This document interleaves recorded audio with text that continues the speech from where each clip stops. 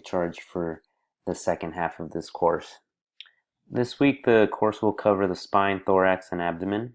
And before we get to that, I wanted to just comment on your critical assignments. And for the most part, everyone is on track to complete a solid critical assignment by week 7.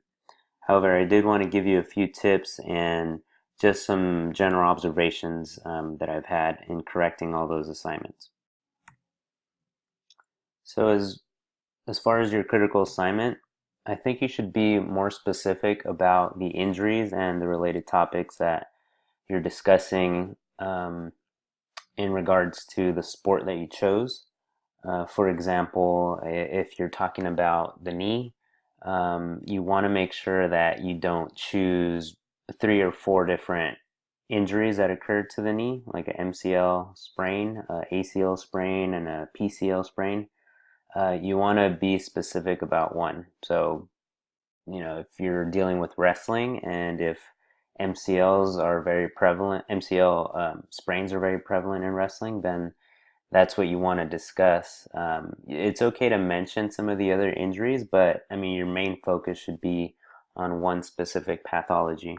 I think this will help you as you get all of your work ready to complete the critical assignment in week 7, because as you transition from listing the injury and then giving the specific rehabilitation and treatments for that specific injury, you don't want to be jumping around from injury to injury. You want to make sure that the research that you're finding is specific to, let's say, an MCL sprain, because that's going to be different than the rehab for an ACL reconstruction. And you want to stay on track and be able to complete the critical assignment in the allotted time.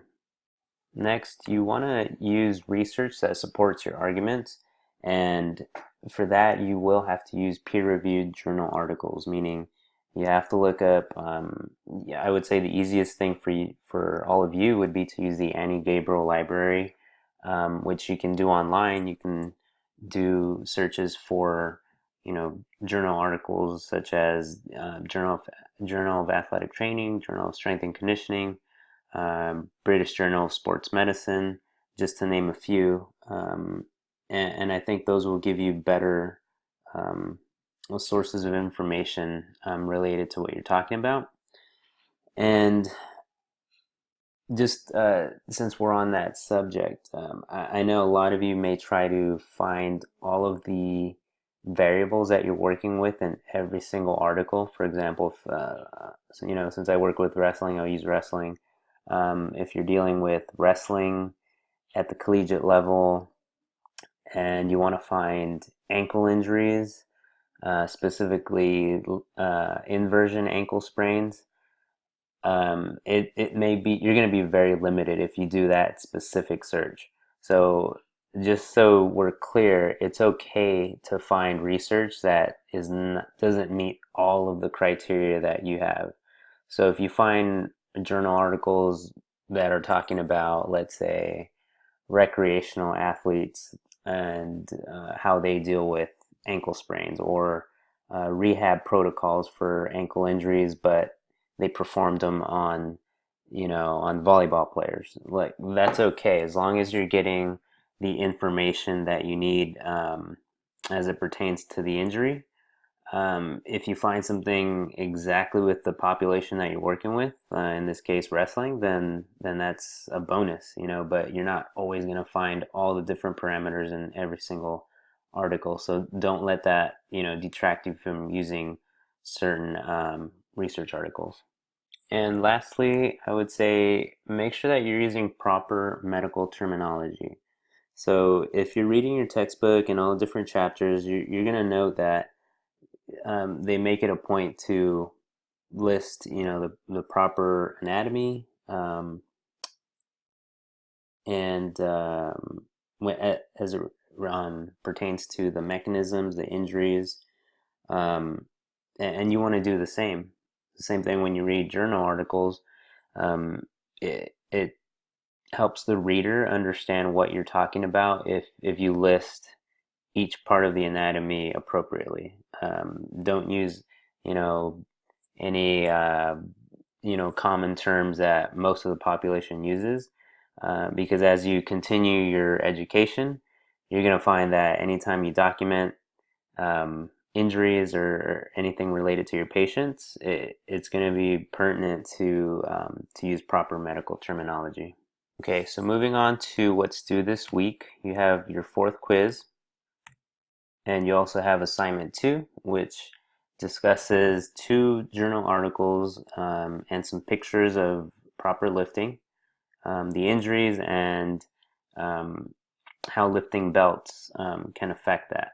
So I thought this was an interesting topic for this week, and I do want to discuss it a little bit. So after reading the two articles on lifting belts and how they affect athletes and injuries, I think everyone can take away that the research is inconclusive. If you look at the both articles and pretty much how they summarize what all of the research has to say about lifting belts and whether or not health professionals should recommend them to their patients or their athletes, it's inconclusive. I don't think you can say one way or the other um, that what should be recommended. Like you can't say yes, always use a lifting belt, or no, never use a lifting belt um, when you're lifting, especially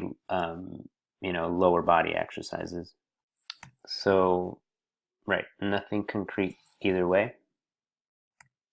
However, what is important to note is that lifting belts are not the answer to prevent injuries. That is, so what you can take away is you will know for sure that they're the answer to prevent low back injuries, since that's what we're discussing this week. It's not going to be lifting belts, and definitely not lifting belts on their own. So I'd like to share a little bit about what I think could help prevent injuries and um, help athletes as they come back from low back injuries. Um, and I think proper lifting for any athlete, regardless of what sport they're playing, you have to take into account their technique, which includes their level of experience. If you're dealing with a collegiate golfer that never had any type of strength and conditioning background throughout high school or any of their playing history, then you're gonna work with them a little bit differently than you would, let's say, a football lineman who went to a really good high school and had a strength and conditioning program there all 4 years, and so essentially has 4 years of good experience in lifting. Realizing this, I think will save strength and conditioning coaches and athletic trainers a lot of headaches. I think you'll take more time in making sure that this, let's say, new lifter has proper technique. So you'll start them off, learning the basics of proper lifts. The next part to this is strengthening the appropriate musculature, which the next study I'll show you kind of touches on. And depending on the sport that your athletes are competing in, that's kind of what's going to dictate what you should focus on. Obviously there's sports that are more upper body dominant, and then there's others that are lower body dominant, and of course there's sports that you have to use your whole body. So that will kind of determine as an athletic trainer and maybe even a strength and conditioning coach what you're going to focus on, and you have to be aware of this. But as it pertains to lower back injuries, it's also important to note that there's small musculature close to the spine that you can't ignore, you can't neglect, and that's kind of what the study that I will show you talks about. And finally, one of the things that I've noticed is that it's really important to take note of the athletes' practice times and their training times and their schedules, because a lot of these will overlap not giving the athlete enough time to recuperate from one or the other, setting the athlete up for a fatigue type injury. And as it pertains to the lower back, that's when I've noticed that athletes sustain injuries such as erector spinae strains, and then also sprains, which could lead to some more serious injuries. For example, if you have an athlete that just came off of a 2 hour practice where they had to run a lot, they had a lot of jumping drills, and now they have to go do their strength and conditioning session with a strength coach, and they're going to focus a lot on deadlifts, squatting. I would say the athlete is going to be more at risk of sustaining a low back injury at that point. If there, especially if there was no time to rehydrate, refuel, and just take time to recover from that 2 hour practice, they're going to be at a lot higher risk of a low back injury.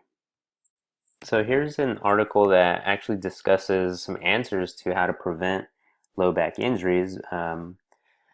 And I thought it was interesting that it was a strength and conditioning coach that noticed and actually discusses the importance of strength coaches and athletic trainers to discuss and meet about the risks that athletes can be in when training lower body and maybe not being properly ready to do some of the heavy lifting. In fact, Wheeler, in this article, states that one of the first things that should be done is screening in order to, expose any weaknesses, any muscle imbalances that an athlete may have, so that they can be addressed through proper training.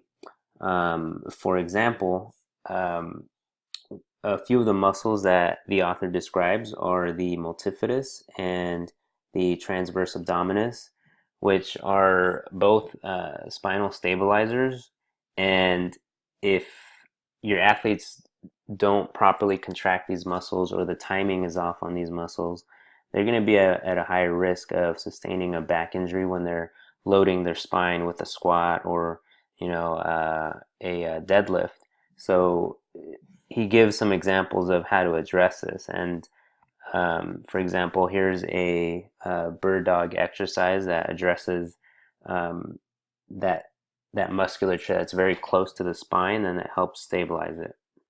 So just as Wheeler discusses in this article, it's important to address the weaknesses that our athletes have and provide them with the right treatments and the right exercises to potentially prevent, in this case, low back injuries, and not leave it up to a lifting belt to try to do the work. Because in most cases, as you saw in the previous two articles, it's going to be it's not really going to make much of a difference.